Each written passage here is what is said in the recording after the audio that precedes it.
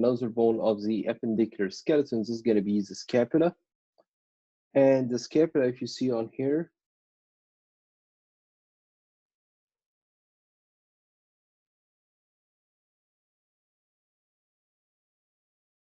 has two processes. We've got this process, which is the continuation of a bony ridge on its posterior aspect. This bony ridge here is the spine of the scapula, and the process, which is a continuation of the spine, this is my acromion that articulates with the acromial end of the clavicle, as we've seen earlier. The other process that we see on here, this bony process, it's going to be the coracoid process. Coracoid process. Where did we hear a word similar to coracoid?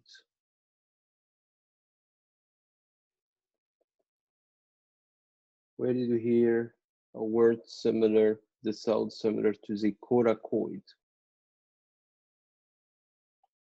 Remember, coronoid, exactly. What was the coronoid process? Coronoid process, this was the anterior process of the mandible. This is coronoid process. This is the coronoid process. And this here is the scapula. This is my coracoid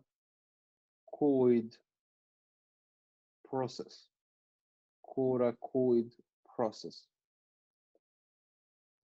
Coracoid process.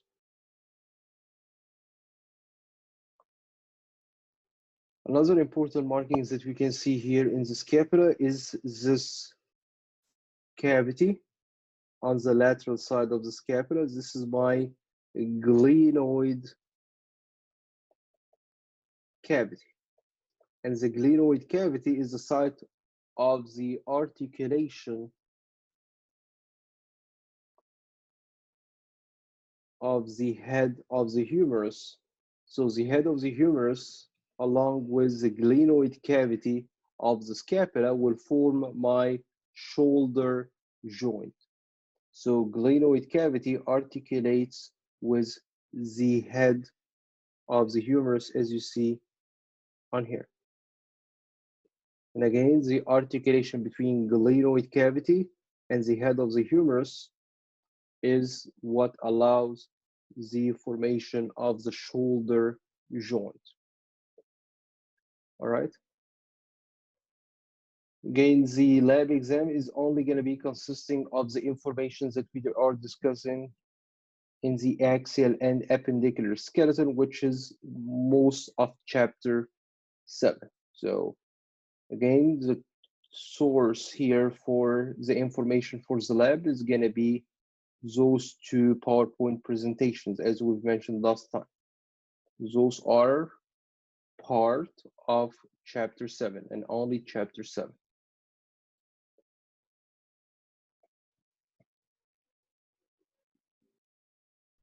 All right, so again, what is the name of the bones that we're looking at in here? This is my scapula. Important structures that we need to know. Here on the scapula, on the dorsal aspect, we've got this bony ridge. This bony ridge here in the posterior aspect of the scapula. This is going to be the spine of the scapula. The continuation of the spine, we have this process. This is my acromion. This here, the continuation of the spine. This is my acromion. And again, what's articulating with the acromion? What is articulating with the acromion is the acromial end of the clavicle.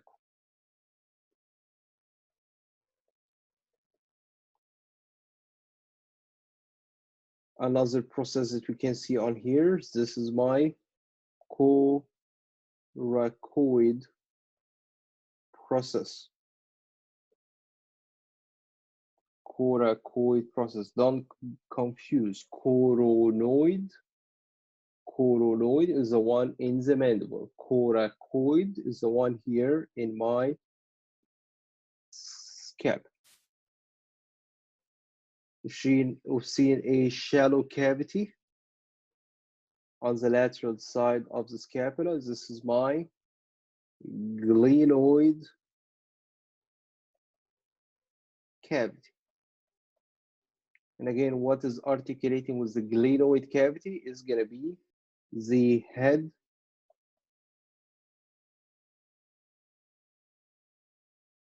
of the humerus. Head of the humerus is the one that articulates with my glenoid cavity. Glenoid cavity. Other structures that you can see on here, which are not required from you in the lab, but we're gonna need them when we discuss the muscles. You see on here this depression above the spine. We call this is supraspinous fossa. Supraspinous fossa. It's not, you don't need to identify the supraspinous fossa for the lab exam, but it's important for us because we're going to need this information when we discuss the muscles. Also, you can see another bony depression in the posterior aspect of the scapula, located below the spine of the scapula. So what do you think we're going to call this one? If the superior one is called supraspinous fossa, what do you think we're going to call the one located below the spine of the scapula? If the one above it is supraspinous, so this is going to be infraspinous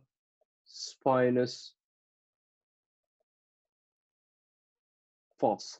Fossa is a depression on here. This depression below the spine of the scapula is my infraspinous fossa.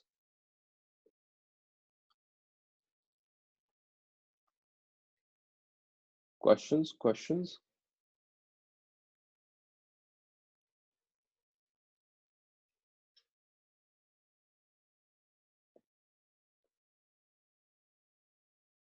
All right, so moving on to the bones of the upper limb.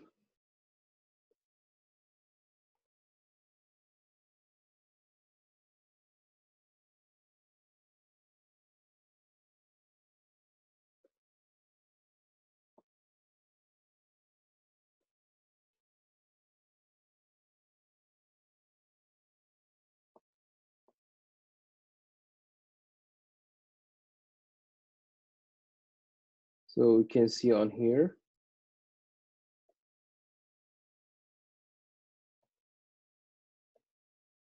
the first bone of the upper limb that you can see is going to be the humerus.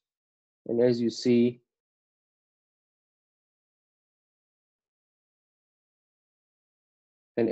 on here, the head of the humerus is articulating with the glenoid cavity, as we mentioned earlier, of the scapula.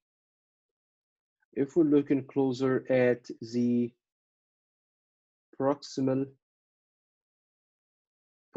end of the humerus, what we can see, we'll see a prominent bony eminence,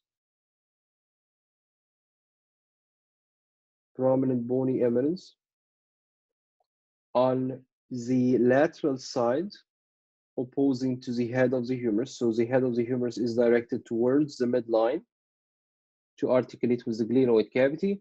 On the other side, we've got a large bony eminence on here. This is called my greater tubercle. Greater tubercle is this large bony eminence on the opposing side to the head of the humerus. A much smaller one, much smaller bony eminence that you see on here. This is going to be my lesser tubercle. So the lesser tubercle on here, it's going to be located on the anterior aspect of the proximal end of the humerus. So again, in the proximal end, we need to identify three main structures. First one is the head of the humerus.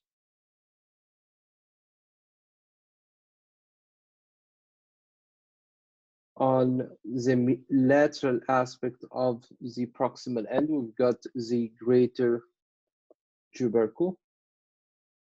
And on the anterior aspect, we've got the lesser tubercle. Like any head, what is going to be located below the head? What's going to be located below the head? What do you think? What's located below your head?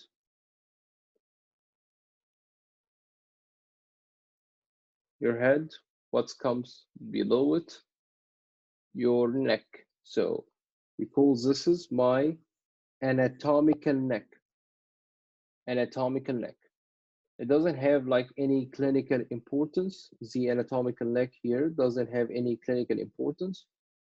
The one that actually has a clinical importance is the connection between the proximal end and the shaft of the humerus.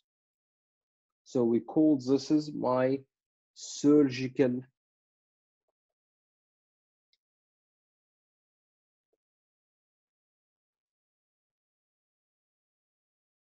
neck. So again, the humerus has two necks. We've got the anatomical neck, this groove that is located at the base of the head of the humerus, and we've got the surgical neck on here, which is the connection between the proximal end or the proximal epiphysis and the shaft of the humerus.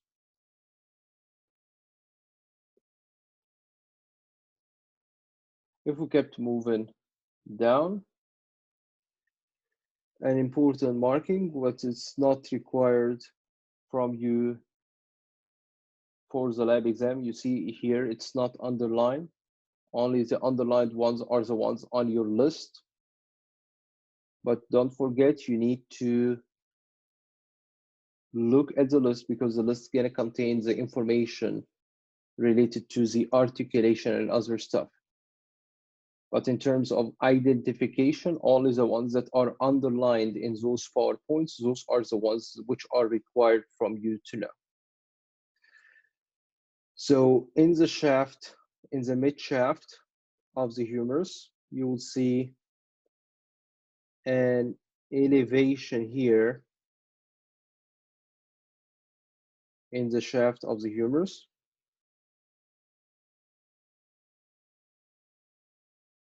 This is called my deltoid tuberosity. And the deltoid tuberosity is the point of insertion for a muscle that gets its origin from the clavicle and the scapula and would be inserted down here.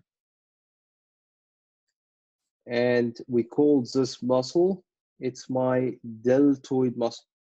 So the deltoid muscle, when it contracts, is going to be pulling your arm away from your body.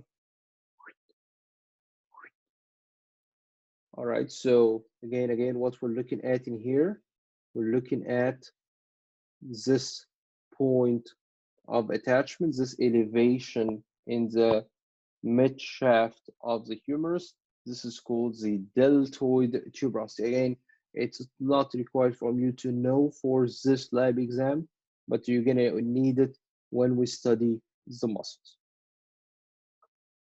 If we kept moving down to the lower end of the shaft of the humerus, or the distal end of the shaft of the humerus, the distal epiphysis, what can I see on here? I will see a rounded articular surface and another articular surface which is cylindrical in shape.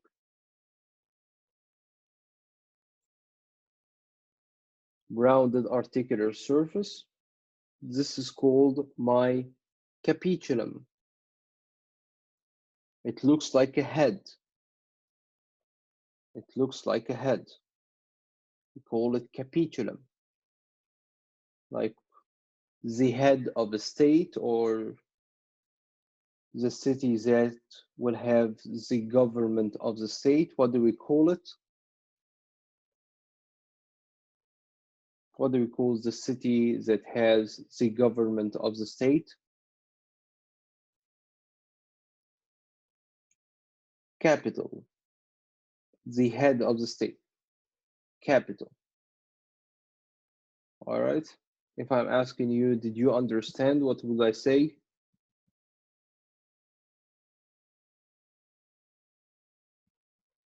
Capiche?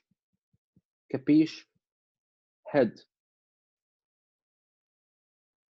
If a person take off another person's head, this is called decapitation. So capito is head. So the rounded structure here in the lower end of the humerus that looks like a head, it's called the capitulum. Capitulum. The cylindrical shaped part is called the trochlea. Trochlea. So again, we have two articular surfaces in the lower end of the humerus. One is called the capitulum, this is rounded, and the other one is cylindrical in shape, this is the trochlea. You notice which one is lateral, which one is medial, which one is located away from the midline, and which one is closer to the midline. What do you think? Is the capitulum lateral or medial?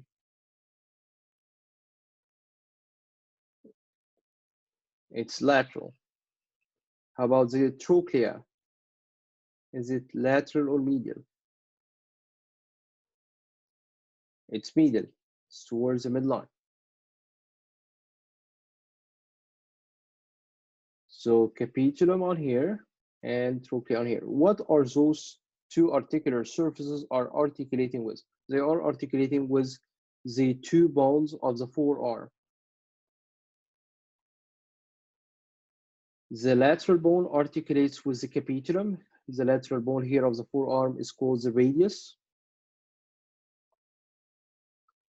And the medial bone of the forearm that articulates with the trochlea is called the ulna. So again, we have got two articular surfaces in the distal end of the humerus. Those are my capitulum and my trochlea. Capitulum articulates with the radius, and the trochlea articulates with the ulna.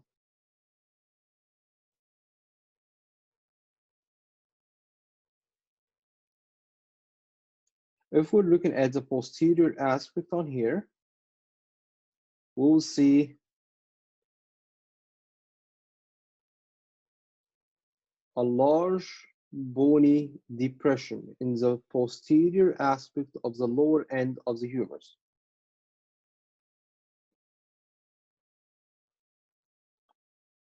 We call this is my olecranon fossa. Olecranon fossa.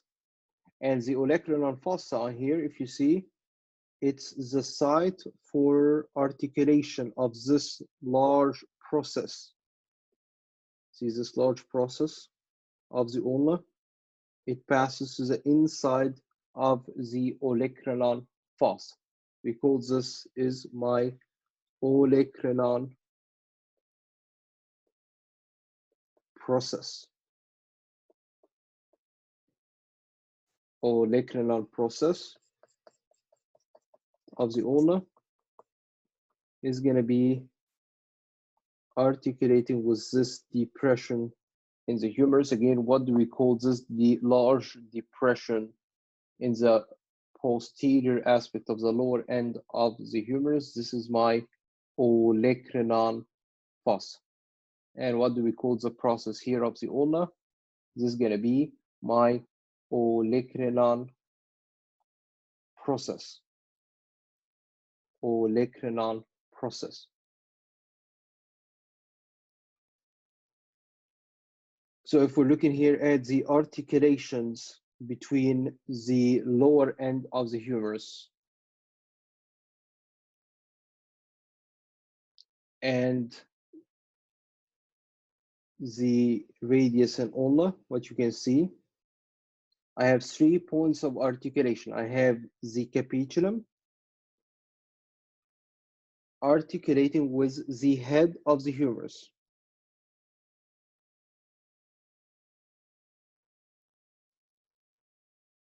And I have the trochlea, this cylindrical shaped part.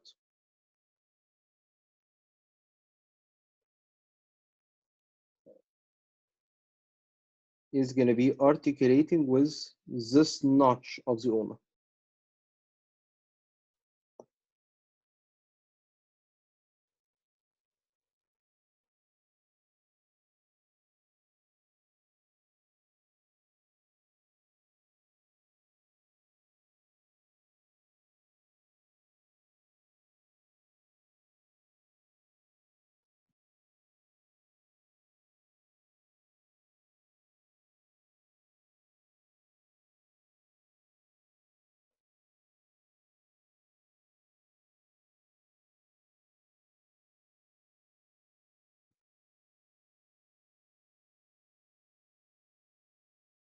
So what we're looking at in here, this is my ulna. And if you notice, I have a notch in the ulna where the trochlea is going to be articulating. So we call this here, the notch in the ulna is my trochlear notch. And another point of articulation between the radius, ulna, and the humerus is the articulation between this process of the ulna. What do we call it? This is my olecranon process. It articulates with the depression in the back of the humerus. This is my olecranon fossa. I can't understand your question, Theodore. Can you explain what do you mean?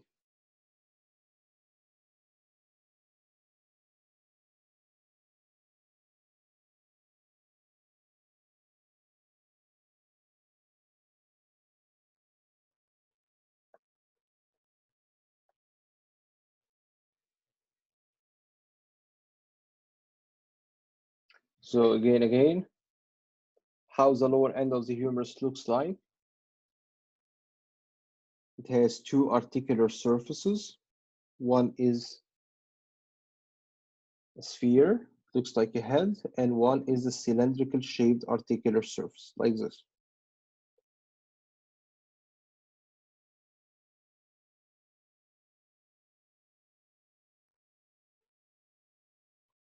The capitulum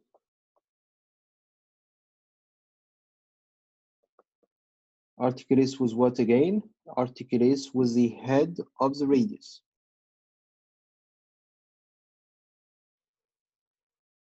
And the trochlea is going to be articulating with the trochlear notch. So this is the rest of the ulna on here.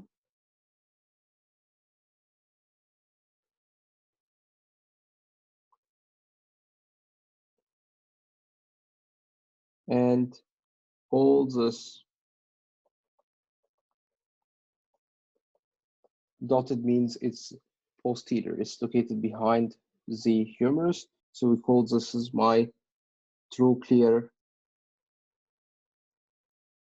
notch as it articulates with the trochlea of the humerus. What else is a point of articulation? If we're looking here, it's going to be the medial side. This is my trochlea, like this. And I'm looking from the posterior aspect. Above the trochlea on the posterior aspect, I've got this large notch. This is my olecranon fossa. And again, here, this is my ulna. It has its olecranon process that passes to the inside of the olecranon fossa, and its trochlear notch that articulates with the trochlea.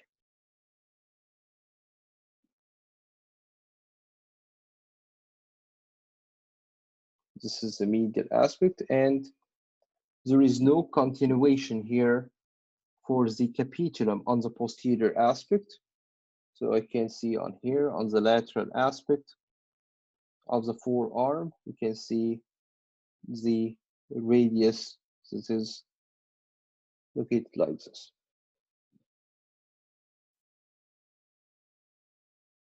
All this together is called my elbow joint. So the elbow joint is actually formed of two joints. Articulation between capitulum and the head of the radius, and the articulation between the trochlea and the trochlear notch of the ulna. Yeah, the olecranon process as it passes. So if you flex your elbow joint, you see this protruding part. This is the olecranon process. If you keep touching it while you are extending your forearm, you're going to see that it disappears. It passes to the inside of the olecranon fossa. You can't go to a hyperextension. I can't so I can't move my forearm beyond this point. I can't perform a hyperextension. I can't allow any further extension because simply the olecranon fossa, as you're saying here, it's going to be passing to the inside of the olecranon fossa, preventing any further extension to take place. All right, so you can only flex in one side, but you can't flex your elbow on the other side. You can't flip to the other side. Exactly. For Alexandra, so olecranon process is what makes our elbow. So the elbow joint is an articulation between two things in the lower end of the humerus and the two bones of the forearm. Capitulum articulates with the head of the radius. Trochlea articulates with the trochlear notch of the ulna. If you are saying if you mean by the elbow is this pointed part, yes, this pointed part of the elbow on here is gonna be the olecranon process, this protruding part. All right, does this answer your question? All right. Any questions? Any questions? Any questions? All right, so let's move on to the two bones of the forearm. What are the two bones of the forearm? We've got on the lateral side of the forearm, I've got the radius. On the medial side, I've got the ulna. Lateral side radius, medial side ulna. Radius, ulna, radius, ulna. Again, what is the radius is articulating with up in here? It articulates with the capitulum. And what is the ulna is articulating with here? This is going to be my trochlea. So another thing that we need to know in the lower end of the humerus, remember, what do we call the articular surfaces? What did we call the articular surfaces of the mandible that will allow its articulation with the temporal bone? What do we call? Yeah, condyles, mandibular condyles. And what did we call the ones in the occipital bones that will allow the articulation between the skull and C1?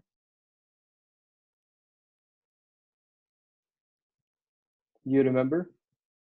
Those are occipital condyles. So generally speaking, articular surfaces here that are convex, we call them condyles, but here we give them specific names rather than condyles. But I have bony eminences above the capitulum and the trochlea.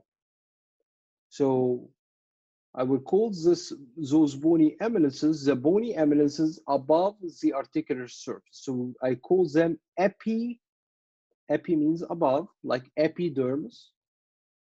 But here they are above the articular surfaces, which are the capitulum and the trochlea, but we don't call them epicapitulum and epitrochlea. We call them above the articular surfaces, generally speaking. So we call them epicondyles. So the one on the same side as the trochlea, this is going to be my medial epicondyle, and the one on the same side as the capitulum is going to be my lateral epicondyle.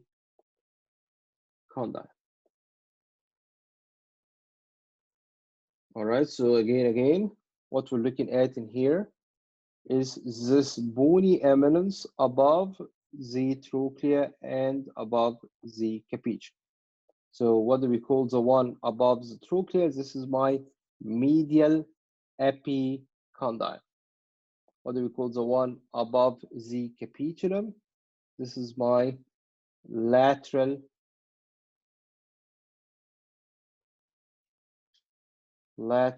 epicondyle. So we've got again medial epicondyle above the trochlea and lateral epicondyle above the capitulum.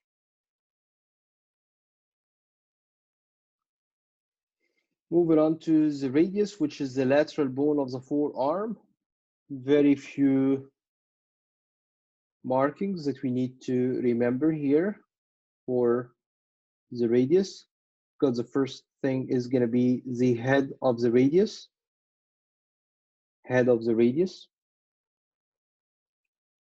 Below the head, we've got neck of the radius. And if we kept moving down, we're going to see a pointed bony process. This is going to be the styloid process of the radius. Where did we hear styloid process before? Can you remind me in which bone did I see styloid process? What bone did I have styloid process? In the temporal bone. Remember, styloid and mastoid. So here I've got another styloid process in the radius. So in order to not get confused between which styloid process is which, so if I just mention styloid process, I mean the one in the temporal bone. If I want to mention the styloid process of the radius, I will just mention like it is. I will mention styloid process of the radius. Styloid process of the radius. If I just kept it non-specific, I mean by the styloid process is the one in the temporal bone. Another set of markings here that will be related to the ulna. Remember this process that passes in the large notch in the posterior aspect of the lower end of the humerus. This is my olecranon process. Olecranon process. We've got a large notch that articulates with the trochlea. We call this large notch that articulates with the trochlea is my trochlear notch. Trochlear notch. If I kept moving down to the lower end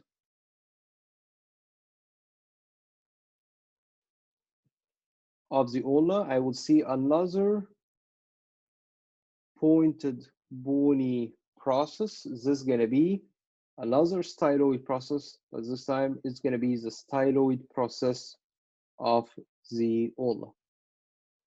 Again, if I kept it non-specific, I mean by this the styloid process, if I kept it non-specific, the one in the temporal bone.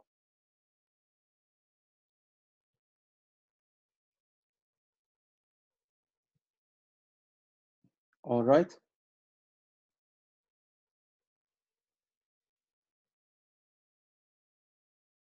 Questions? Moving on to the bones of the hand.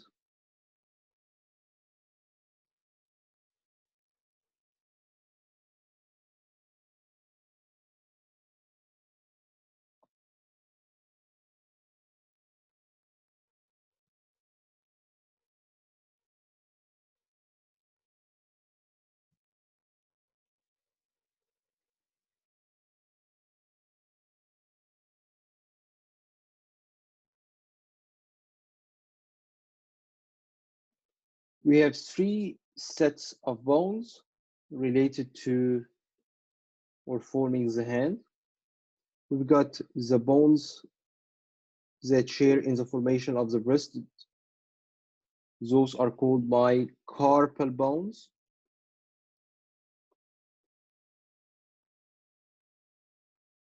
And then I've got those 5 bones that will be connecting the carpal bones to the bones of the fingers, the phalanges.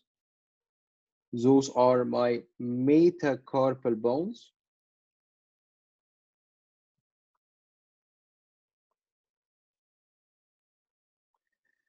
And I have the phalanges. I have proximal phalanx, middle phalanx, and distal phalanx. This will be applied to all the medial 4 fingers.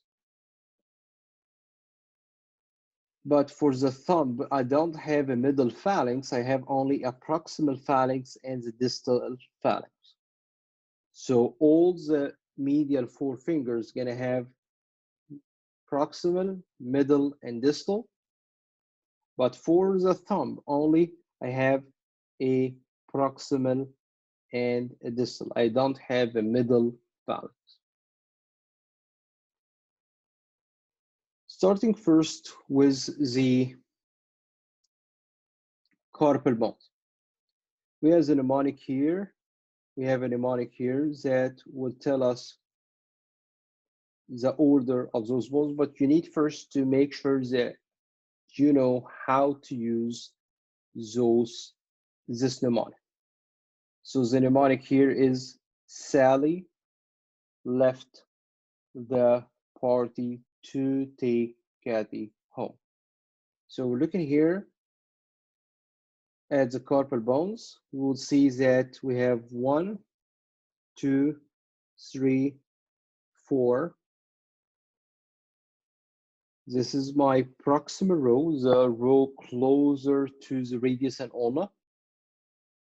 And I have another row of carpal bones, also going to be formed of 1, 2, 3, and 4 carpal bones. So we've got a total of how many carpal bones? We've got a total of 8 carpal bones. So how would we use this mnemonic? We start from lateral, from the thumb. Remember, in an anatomical position, you are standing up erect, your palms are facing forward. So the thumb is lateral. So I go from lateral, or in other words, from the thumb, I go medially. So Sally, next is going to be, I'm starting again by the proximal row, then I will go to the distal row. Every time I start a row, I start from lateral to medial. So I'm going from lateral to medial. So this is going to be the first one here, Sally. Next is going to be left,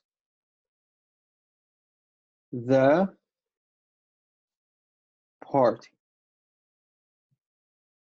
And then I will go to the distal row here. I start again from lateral to medial.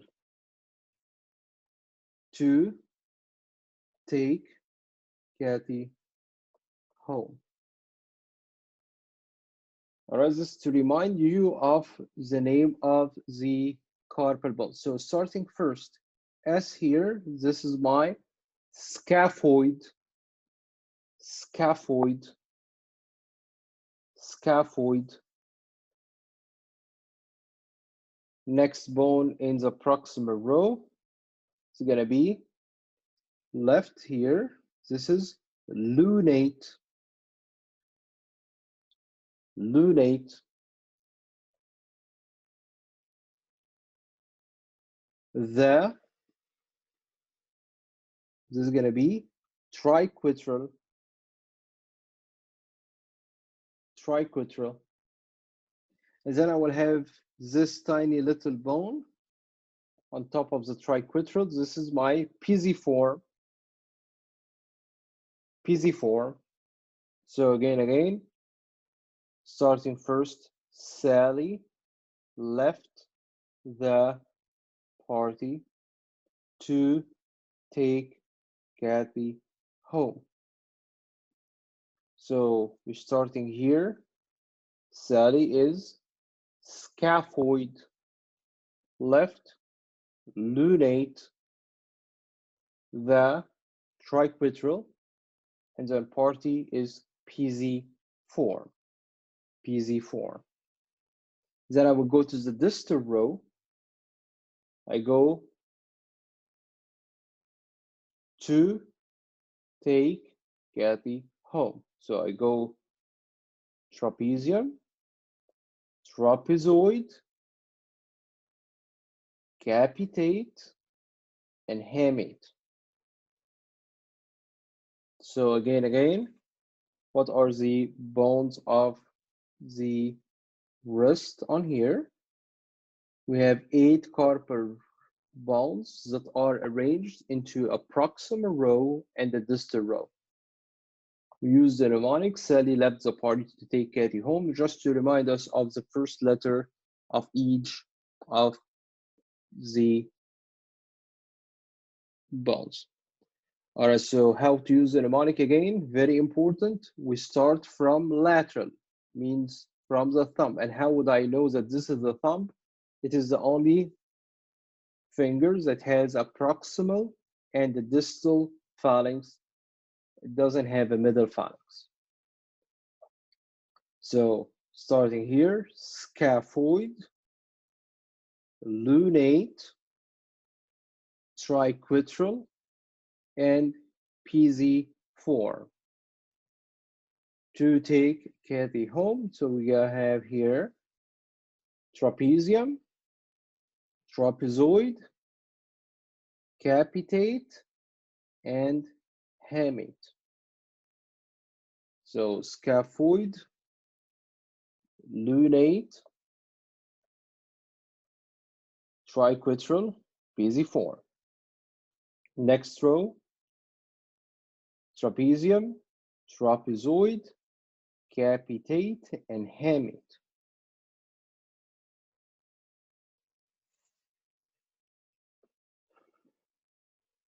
One trick on here. If you're looking at the posterior aspect of the hand, so how would you identify those bones? Again, you start the same way, you follow the same rules, same exact rules. So where is the lateral side? On here. This is where I've got the thumb. This is my lateral side. I start which row? The one away from me or the one closer to me? Would I start with the row closer to the radius and ulna, or would I start with the row closer to the metacarpal bones? I would start with the one closer to me, the radius and ulna. So again, we start from which side? This side, one, or this side, two? Which one would you start from? Choose the mnemonic. You start from two, from the thumb, from lateral. So you go, Sally, left, the, but I don't see a party here. Don't see party. See on here, I've got scaphoid, lunate, triquetral, but I don't see pisiform. Why? Because the pisiform appears only from an anterior view. So this is a tricky part on here. When we're looking at the posterior aspect, we're gonna follow the same exact rules. You start from the proximal row, but the proximal row will show only 3 bones rather than 4. So Sally left the party, no party here. No party from the posterior view. I can't see the pisiform. Pisiform is gonna be appearing from an anterior view on. And then we go to the distal row. We're gonna go the same order. You start from lateral, from the thumb, go immediately towards the little finger. So we go to trapezium, take, trapezoid, capi is capitate, and finally home hamate.